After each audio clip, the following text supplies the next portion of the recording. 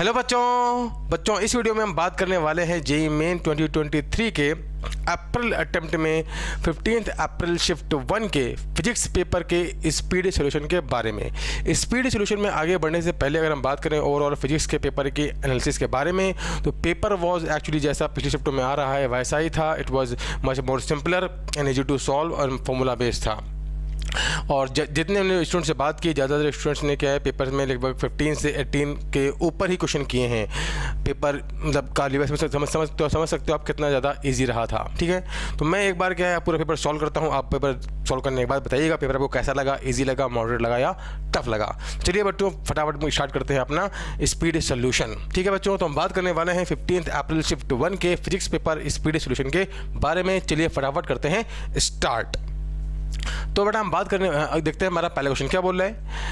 If the position of a particle varying with time as given as r equal to t square minus 2t, find its velocity at time t equal to 2 second. बहुत ही आसान question है ये, kinematics का एक simple सा question है। देखिए हमको पोजीशन दे रखी है बॉडी की, क्या दे रखी है r equal to t square minus 2t। हमसे बोल रहा है वेलोसिटी फाइंड करनी है। तो वेलोसिटी क्या होगी हम जानते हैं, इसका कर दो डिफरेंशिएशन dr बाई dt कितनी बनेगी 2t माइनस 2 मीटर पर सेकंड बन जाएगी, है ना। अच्छा हमसे बोला है time t equal to 2 second पे, तो वेलोसिटी क्या डालो यहाँ पर t इक्वल टू 2 डालो तो बनेगा 4, 2 इंटू 2 बनेगा 4 माइनस 2 कितना बन जाएगा 2 मीटर पर सेकंड, है ना। तो हमारा आंसर क्या बन जाएगा सिंपली 2 मीटर पर सेकंड। सिंपल आसान सा क्वेश्चन था, हमें कुछ नहीं करना था, बस यहाँ पर सीधा क्या है उसमें वैल्यू मतलब सिंपल डिफरेंशिएशन करना था। After that we can solve it.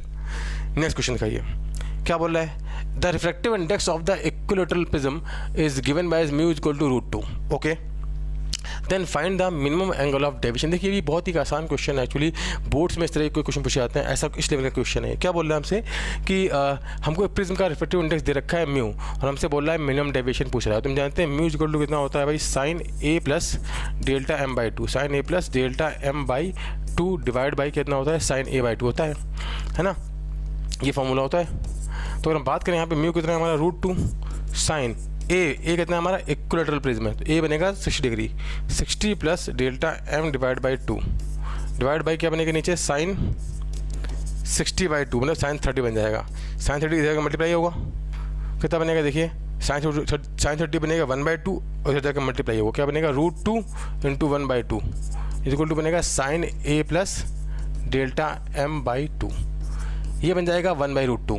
1/√2 क्या होता है साइन 45 डिग्री, तो हमारा बन जाएगा sine 45 degree that is equal to क्या बन जाएगा sine A plus delta m by 2। A कितना है हमारा 60 है ना, पता है आपको 60, ए कितना है हमारा 60 है डिवाइड बाई 2 यानी 45, तो 45 इज इक्वल टू बनेगा 60 प्लस डेल्टा एम बाई 2। ठीक है ना, इधर मल्टीप्लाई होगा 90 इज इक्वल टू बनेगा 60 प्लस डेल्टा एम, तो डेल्टा एम कितना जाएगा हमारा सिंपल 30 डिग्री। सिंपल हमें बस क्या यही इतना ही करना था, बाकी तो पूरी क्या मैथमेटिक्स है जो कि इजीली सॉल्व की जा सकती है। सिंपल क्वेश्चन था बेटा, हमें कुछ नहीं सिंपल फॉर्मूला लेना था रिफ्रैक्टिव इंडेक्स का और मिनिमम डेविएशन के केस में।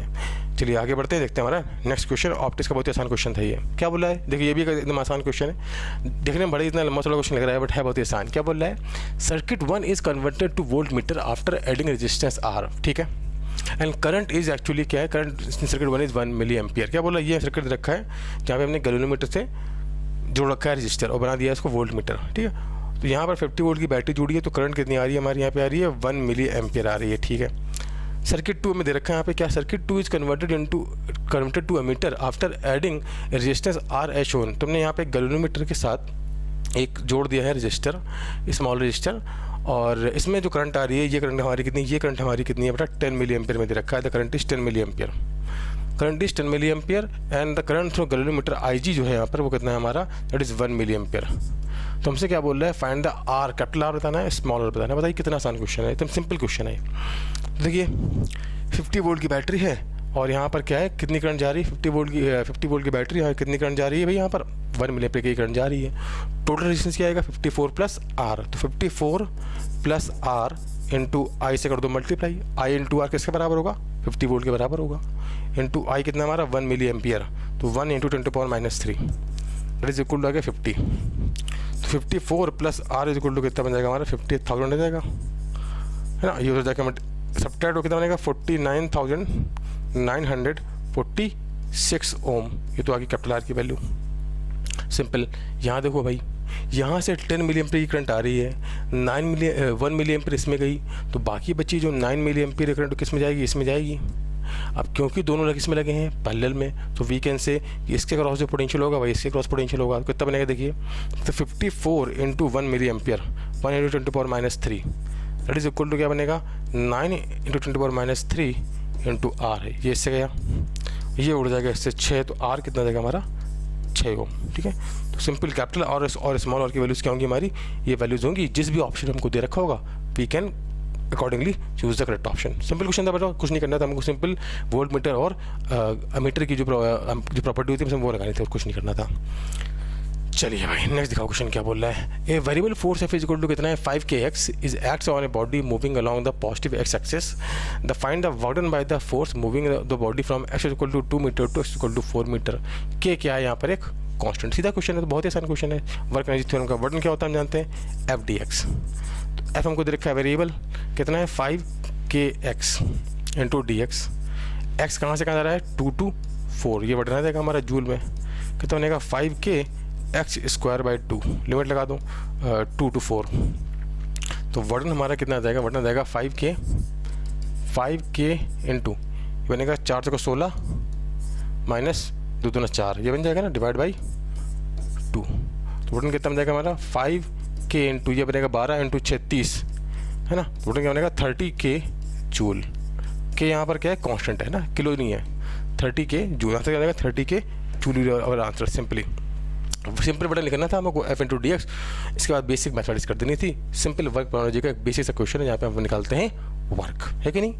नेक्स्ट कहानी दिखाइए भाई क्या बोल रहा है।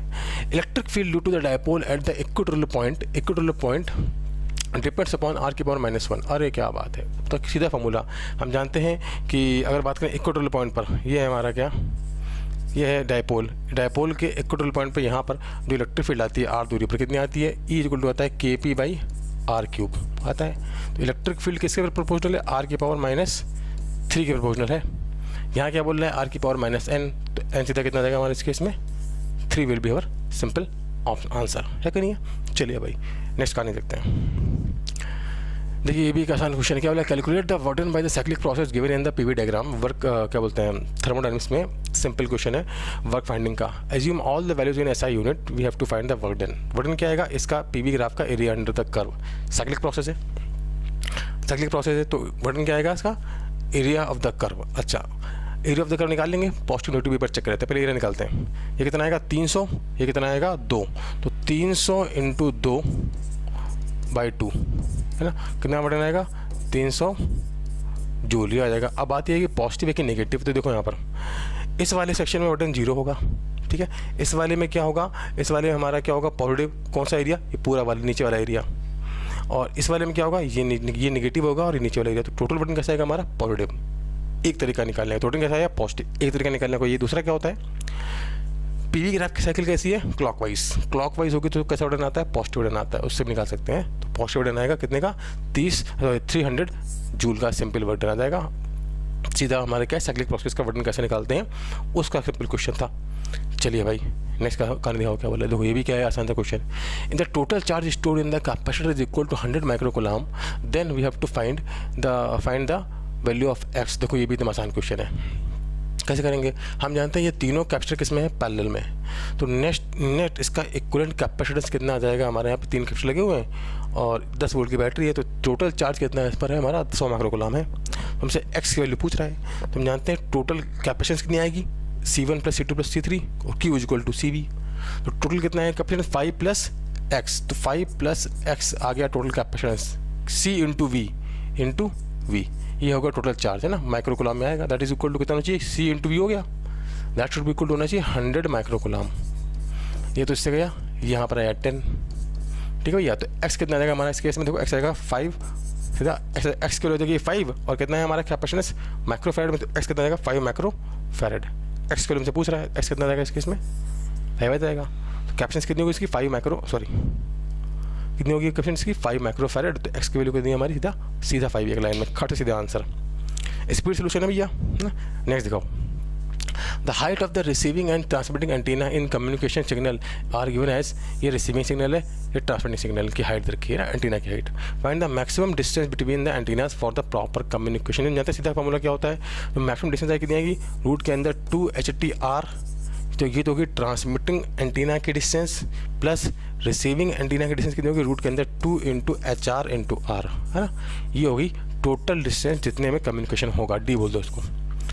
अच्छा 2 है HT क्या, हाइट ऑफ ट्रांसमिटिंग एंटीना, ये लिखा है ना 180 मीटर में है ना, तो किलोमीटर में करो कन्वर्ट, 1000 से किया डिवाइड, इंटू 6400 किलोमीटर, पूरा किलोमीटर में आएगा, प्लस 2 × HR, रिसीविंग एंटीना की हाइट कितनी है 245 इंटू 6400, ये किलोमीटर में डिवाइड बाई ये मीटर में था ना, तो किलोमीटर में किया कन्वर्ट, 1 2 3 1 2 3 1 2 1 2, देखो यहाँ पे क्या बचा, ये बचा कितना 18 2 36 और 64, कितना बनेगा, रूट के अंदर 6 का स्क्वायर प्लस 8 का स्क्वायर, है ना, प्लस ये क्या बनेगा, ये बनेगा हमारा 490 बनेगा, और इससे एक जीरो हो जाएगा तो बनेगा 49, ऊपर बचेगा 49 और 64, तो क्या बनेगा 49 बनेगा 7 का स्क्वायर प्लस इंटू 64 × 8 का स्क्वायर, बन जाएगा ना, ये क्या, ये बनेगा 490, एक इससे जीरो गया तो बचा 49 बन गया 7 का स्क्वायर, ये बन गया 8 का स्क्वायर, तो क्या बाहर आएगा 6 × 8 प्लस 7 × 8, है ना, तो हमारी जो डिस्टेंस आई किलोमीटर में आएगी। हाँ भाई कितनी होगी, 8 कॉमन ले लो तो 8 × 13 किलोमीटर आ जाएगा डिस्टेंस, कितना जाएगा हमारा, ये उठाते हैं 104 किलोमीटर, है ना, हाँ 104 किलोमीटर जाएगा। सिंपल डिस्टेंस हमारी क्या जाएगी 104 किलोमीटर। सिंपल हमें फॉर्मूला करना था, इसके बाद सीधा मैथमेटिक्स करनी थी और कुछ नहीं करना था, सीधा स्ट्रेट फॉरवर्ड आंसर। नेक्स्ट कहानी, एक A has half life of 55 years and find the amount of A left after the 15। मतलब ये भी कितना आसान क्वेश्चन है। तो हम जानते हैं भाई the amount of nuclear left कितना होता है, n × n02 n, जहाँ n क्या होता है नंबर ऑफ हाफ लाइफ। यहाँ पे हाफ लाइफ क्या होगी, देखो n = होगा हमारा t/t हाफ होता है ना, t कितना है हमारा 15 डिवाइड बाई 5, तो कितनी हाफ लाइफ बीत गई है, 3 हाफ लाइफ बीत गई हैं। तो रिमेनिंग नंबर ऑफ न्यूक्लियर कितने आएंगे, n0 × 1/3, मतलब इनिशियल का 1/8, इतने नंबर ऑफ न्यूक्लियर बच्चे रहेंगे। बाकी क्या हो गए होंगे, बाकी हमारे डिके हो गए होंगे। तो रिमेनिंग कितने बचे हैं, 1/8 ऑफ द इनिशियल वैल्यू, इतने नंबर ऑफ न्यूक्लियर बचे हैं, बाकी सब क्या हो गए हमारे 7/8 डिके हो गए। नेक्स्ट देखिए, ये भी एक आसान क्वेश्चन है, इसलिए क्वेश्चन पहले आ चुका है। क्या बोल रहा है, find the value of current passing through the battery. तो हमें यहाँ पे क्या है, ये 10 ओम का रजिस्टर लगा हुआ है, यहाँ लगा है डायोड, 10 ओम डायोड, 10 ओम डायोड, यहाँ 10 ओम लगा हुआ है। तो जो हम जानते हैं जो डायोड क्या होता है, फॉरवर्ड बायस में होता है, वो फॉरवर्ड बायस में होगा वो कैसा हो जाएगा, इस केस में शॉर्ट हो जाएगा क्योंकि उसके क्रॉस सेक्शन कितना होगा 0, और जो रिवर्स बायस में होगा वो कैसा हो जाएगा ओपन, क्योंकि उसके क्रॉस सेक्शन कैसा होगा इन्फिनिटी। तो बस ये चेक करना है कौन सा डायोड फॉरवर्ड बायस में, कौन सा किस में रिवर्स बायस में। देखो भाई, तो हम बात करें यहाँ पर, तो देखो ये लगी है बैटरी, ये वाला P हायर पोटेंशियल पे, ये लोअर पोटेंशियल पे, तो ये तो हमारा किसमें है फॉरवर्ड बायस में, ठीक है, तो इसे हमारा शॉर्ट हो जाएगा। ऐसे यहाँ पे देखो ये वाला क्या होगा हायर पोटेंशियल पे, ये होगा लोअर पे, तो ये भी हमारा किसमें है फॉरवर्ड बायस में। ऐसे ही इसका N क्या है हायर पोटेंशियल पे और P क्या है लोअर, तो ये होगा हमारा रिवर्स बायस में। तो फॉरवर्ड बायस में होने की वजह से ये भाई साहब जो है, एक बार मैं दोबारा डायग्राम बना देता हूँ, है ना, फॉरवर्ड बायस में होने की वजह से इसी में कर देते हैं। फॉरवर्ड बायस में होने की वजह से ये तुम्हारा क्या हो जाएगा शॉर्ट, है ना, ये हो जाएगा हमारा शॉर्ट, ये क्या बन जाएगा ऐसा स्ट्रेट, और ये भी क्या हो जाएगा हमारा, यहाँ पे देखा जाए ये भी क्या हो जाएगा हमारा शॉर्ट हो जाएगा, ऐसा हो जाएगा, और ये क्या हो जाएगा हमारा ओपन, ये हो जाएगा ओपन मतलब ऐसा हो जाएगा। तो इस वाली ब्रांच का तो कोई मतलब ही नहीं रहा, ये ब्रांच तो बेकार है ना, इस वाली ब्रांच को हम हटा सकते हैं यहाँ से, ये तो ओपन हो गया ना, इस ब्रांच का कोई मतलब नहीं है, ठीक है, इस ब्रांच का कोई मतलब नहीं बचा। अब देखो क्या है ना, इस केस से पूछ रहा है कितनी करंट बैटरीज पास होगी, तो ये हमारे किस्मों के सीरीज़ में, ये दोनों किस्में हमारे सीरीज़ में, और इसके साथ ये पैरेलल में कितना बनेगा 10 10 20 और 20 और 10 कितना बनेगा 20/3, है ना। तो R इक्वलेंट कितना आएगा 20/3 ओम। करंट कितनी आएगी V/R, तो 10 डिवाइड बाई 20/3 कितनी करंट आएगी हमारी इस केस में 3/2 एम्पियर, है ना। बैटरी से जो करंट डाउन आएगी कितनी आएगी 3/2 एम्पियर, मतलब 1.5 एम्पियर। सिंपली हमें बस चेक करना था इस केस में हमारा कौन सा डायोड क्या है फॉरवर्ड बायस में, कौन सा क्या है रिवर्स बायस में। आसान था, है कि नहीं है। चलिए भाई नेक्स्ट देखते हैं।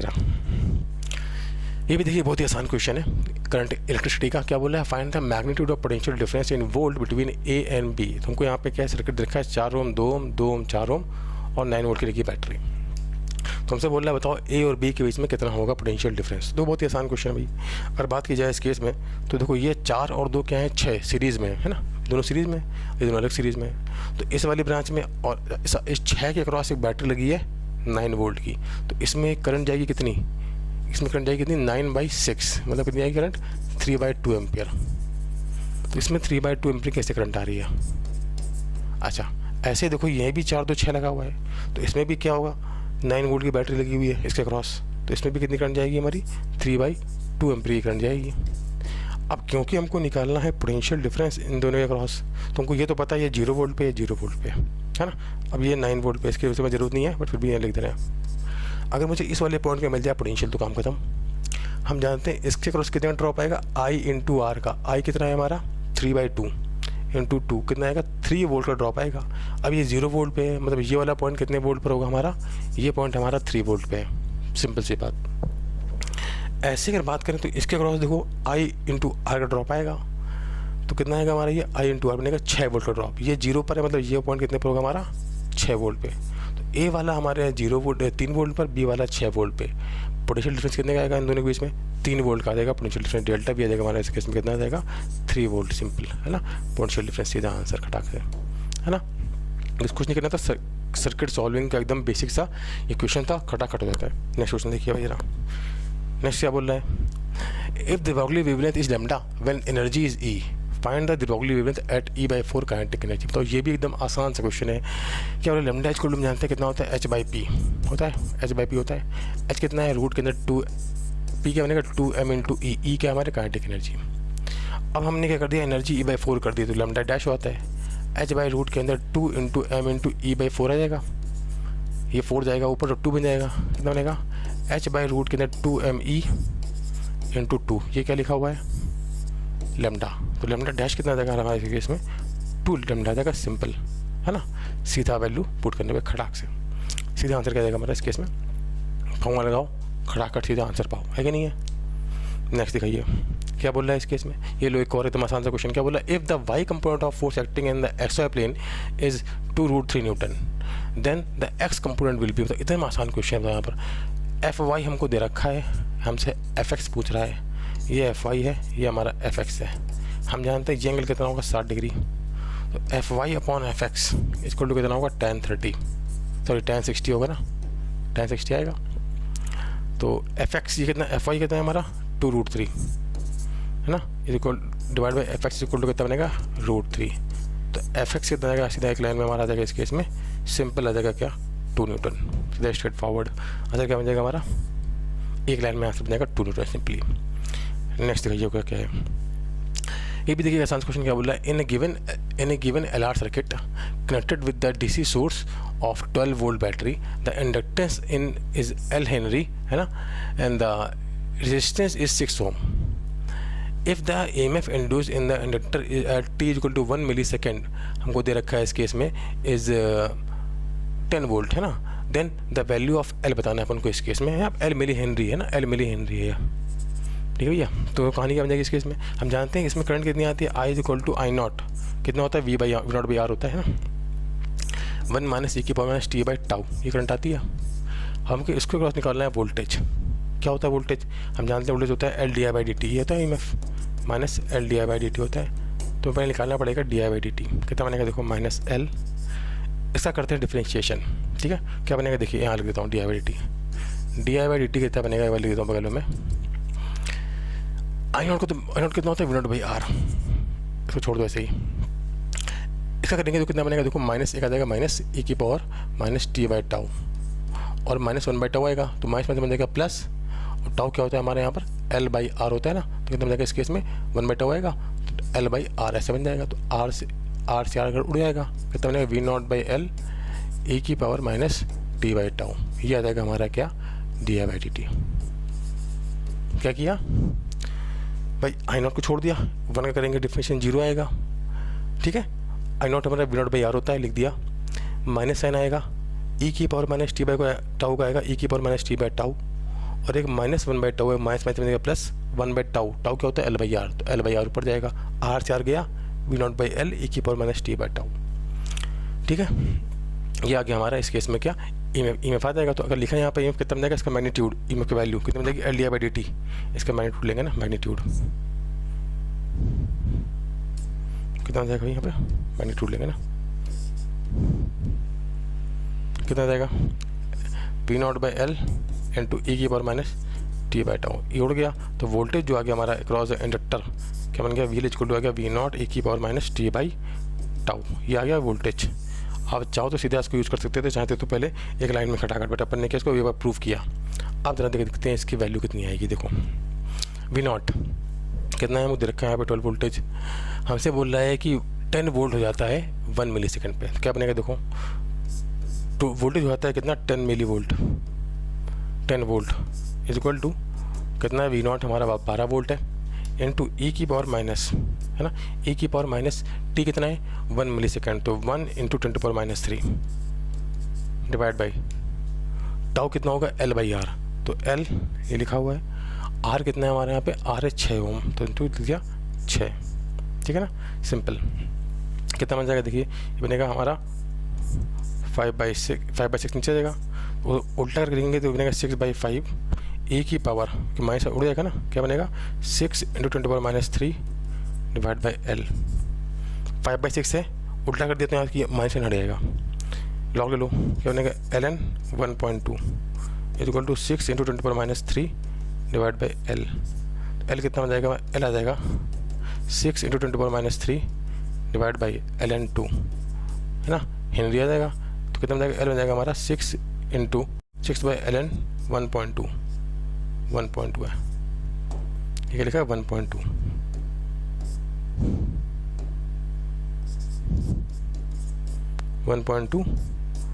Milli henry. तो L की कितनी आएगी इस केस में हमारी 6/ln 1.2 हो जाएगी। सिंपली हमें कुछ नहीं करना था, बस यहाँ पे हमने क्या किया, चाहे तो आप इस तरह कितना करने की जरूरत भी नहीं थी, सीधा इस फॉर्मूले को यूज़ करते, सीधा वैल्यू पुट करते, खर्च हमको L के लिए यहाँ पे एक लाइन मिल जाती है। ठीक है, चलिए भाई नेक्स्ट खान दो। देखिए भाई हमसे क्या बोला है नेक्स्ट क्वेश्चन में, क्या बोला है, देखिए ये क्वेश्चन एक EMF का बहुत ही स्टैंडर्ड क्वेश्चन है, जो आपको क्या मतलब सिंपल NCERT से पूछा गया है। क्या बोला है, देखिए कि हमको यहाँ पे अलग अलग जो है यहाँ पे स्पेक्ट्रम EMF के स्पेक्ट्रम दे रखी है और उनकी करस्पॉन्डिंग वेरिएंस पूछी गई हमसे। हमको यहाँ पे बताना है कि कौन सा ऑप्शन हमारा क्या हो करेक्ट होगा करस्पॉन्डिंगली। ये करते हैं, हम जानते हैं, देखो कि हमारा ये जो लिखा हुआ है यहाँ पे क्या, ये हमारा क्या है वेव ग्योर का स्पेक्ट्रम है ना, यहाँ लैम्डा के बढ़ने का ऑर्डर होता है। हमको यहाँ क्या क्या देखा है, माइक्रोवेव देखा है, अल्ट्रावायलेट UV रेज इधर आती है कहीं पर, और इन्फ्रारेड किधर आता है, इधर आता है इन्फ्रारेड, है ना।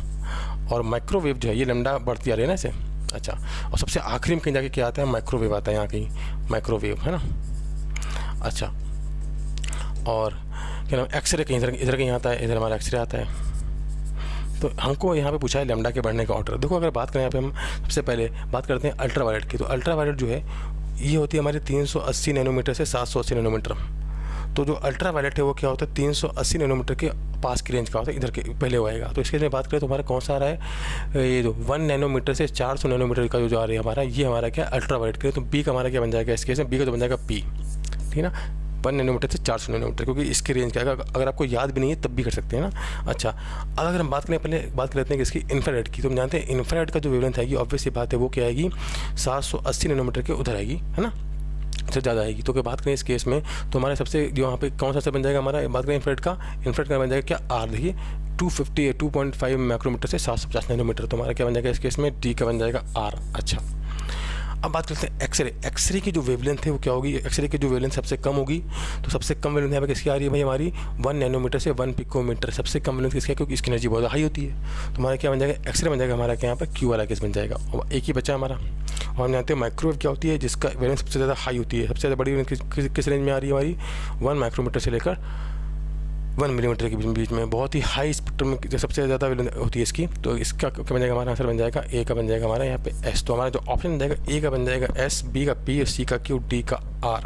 करस्पॉन्डिंग ऑप्शन का रखा हमको ये रखा है ना। तो ये हमारा क्या बन जाएगा इस केस में सिंपली आंसर। अगर आपको इसके नहीं भी याद है क्या बोलते हैं इनकी वेवलेंथ, तब स्टिल यू कैन लॉजिकली बता सकते हो भैया कि किसकी वेवलेंथ क्या होगी। ठीक है, चलिए भाई नेक्स्ट पढ़ते हैं, आगे देखते हैं नेक्स्ट क्वेश्चन हमारा क्या है।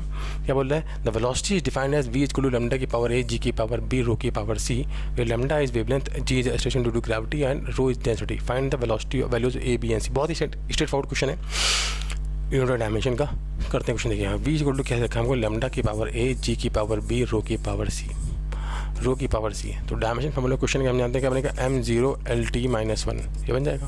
लैम्डा क्या है, वेवलेंथ, तो l की पावर a आएगा, g क्या है, एक्सेलरेशन ड्यू टू ग्रेविटी, इसकी पावर क्या आ जाएगा b, और रो क्या है, डेंसिटी, ml की पावर -3 की पावर क्या बन जाएगा इस केस में c बन जाएगा। तो हम कराएं तो मैच क्या बनेगा, देखिए m की पावर c, l की power a plus b -3c और t की पावर -2b। मैच करा दो, इधर आएगा m0 LT-1, तो c हमारा कितना आएगा इस केस में 0 आ जाएगा, और a plus b -3c equal to आ गया 1, ये तो 0 है, तो a प्लस b कितना आ जाएगा भाई हमारा इस केस में 1। यहाँ देखो क्या आएगा, -2b इक्वल टू आएगा -1, तो b कितना आ गया हमारे यहाँ पर हाफ, b हाफ आ गया, तो यहाँ से a भी कितना आ जाएगा हमारा हाफ आ जाएगा, उधर जाएगा ना ये, तो कितना आ जाएगा हमारा a हाफ है, b हाफ है, और c कितना है हमारा 0 है। कहाँ दे रखा हमारा हाफ हाफ और 0। स्ट्रेट फॉरवर्ड सीधा क्या खटाखट करने वाला क्वेश्चन जो कि आसानी से किया जा सकता है। चलिए भाई पढ़ते हैं, देखते हैं हमारा नेक्स्ट क्वेश्चन क्या है। क्या बोल रहा है, देखिए इस क्वेश्चन में ये भी ग्रेविटेशन का बहुत ही आसान क्वेश्चन है। क्या बोल रहा है, a particle is release from height equal to the radius of earth, find the velocity of the particle when it strikes the ground. बताओ क्या ये क्वेश्चन है यार। हाँ, ये वाला अर्थ के सरफेस पे हमने RE हाइट पर यहाँ से एक पार्टिकल को रिलीज़ किया है ना, R हाइट से। जब ये आके इसको हिट करेगा यहाँ पर, तो बताना है इस केस में इसकी वेलोसिटी कितनी होगी जब ये अर्थ के सरफेस पे आएगा। तो हम जानते हैं इस पूरी जर्नी के दौरान इसकी जो मैकेनिकल एनर्जी है कंजर्व रहेगी, तो we can apply mechanical energy conservation. क्या बनेगा, UI plus KI equal to क्या बनेगा, U final plus K final. Initial potential energy कितनी है, -GME/m, सेंटर से कितनी दूरी है 2r, यार है ना, प्लस काइनेटिक एनर्जी कितनी है इसकी 0।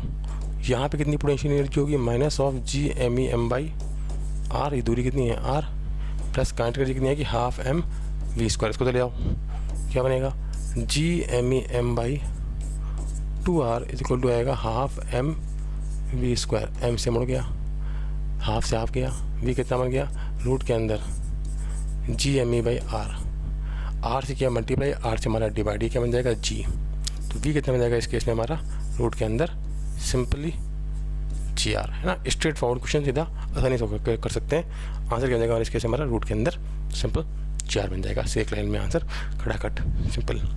नेक्स्ट देखिए और कहानी क्या है भाई, ये भी एकदम आसान क्वेश्चन है ग्रेविटेशन का। देखिए क्या बोल रहा है, 2 identical particles each of mass m move in a circular path, है ना, circular path due to their own mutual gravitational attraction force, find the velocity of the particle if the radius of the path is equal to a। क्या बोल रहा है, 2 particle हैं m और m, वो दोनों जो हैं एक दूसरे के म्यूचुअल ग्रेविटेशनल अट्रैक्शन फोर्स के अंदर मूव कर रहे हैं, और इनकी जो रेडियस है वो a। हम जानते हैं दोनों के दोनों क्या होंगे, अपने सेंटर ऑफ मास के बाद रोटेट करेंगे, तो सेंटर ऑफ मास का कहीं बीच होगा।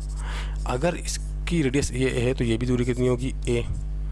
जो हमारा सर्कुलर पाथ आएगा वो कैसा आएगा, ऐसा आएगा, नहीं आएगा क्या। अब इस केस में इस पर सेंटर फोर्स रहा है, देखो ये चूँकि मूव कर रहा है सर्कुलर पाथ पर, तो इसकी स्पीड मान लेते हैं v है, तो इस पर जो जब ये सर्कुलर पाथ में मूव कर रहा है, तो सर्कुलर पाथ में मूव करने के लिए इससे पहले लगेगा, इसको चाहिए नेसेसरी सेंट्रीपिटल फोर्स, वो कौन प्रोवाइड करेगा, ग्रेविटेशनल अट्रैक्शन फोर्स। तो net force acting toward center is equal to कितना आएगा, mv²/r। तो f इज इक्वल टू कितना बन जाएगा इस केस में, f इज इक्वल टू कितना बन जाएगा हमारा mv²/r, और f कितना है हमारा यहाँ पे gm1m2 बाई दूरी कितनी है 2a का स्क्वायर, gm1m2/r का स्क्वायर बराबर आएगा mv²/r। r कितना है a, एक m से एक m गया, ये बन गया gm/4a² इसको बन गया है v²/a। a से a गया तो v कितना है हमारा रूट के अंदर gm/4a। सीधा क्या है हमारा स्ट्रेट फॉरवर्ड क्या है, सीधा आंसर आ जाएगा, क्या बनेगा gm/4a, स्ट्रेट फॉरवर्ड आंसर सीधा लाइन में, स्ट्रेट फॉरवर्ड वाला क्वेश्चन था, ठीक है ना। नेक्स्ट कान दिखाओ क्या बोल रहा है, in a sonometer experiment the string of mass 18 gram having linear mass density कितनी है 20 ग्राम पर मीटर। अच्छा, oscillate in fundamental mode of frequency कितनी है 50 हर्ट्ज, ठीक है भाई। Find the velocity of the transverse wave in the string. तो ये भी कितना एकदम ही आसान क्वेश्चन जानते हैं कि भैया जो फंडामेंटल फ्रिक्वेंसी का फॉर्मूला आता है वो कितना आता है 1/12 रूट के अंदर t/μ। ये हमारी क्या होती है velocity of the wave in the string. तो ये हमारी लिखी वेलोसिटी ऑफ वेव, ठीक है ना। वी भी लिख सकते हो, कोई दिक्कत नहीं है। फ्रिक्वेंसी हमको दे रखा है 50 हर्ट्ज, हमको यहाँ पे चाहिए इसकी लेंथ। बस लेंथ देखो आ गया 20 ग्राम की जो लेंथ है उसकी 20 ग्राम जो मास होता है तो उसकी लेंथ होती है 1 मीटर। 1 ग्राम लेंथ के करस्पॉन्डिंग कितनी लेंथ होगी 1/20 मीटर। 1/20 मीटर आएगा ना।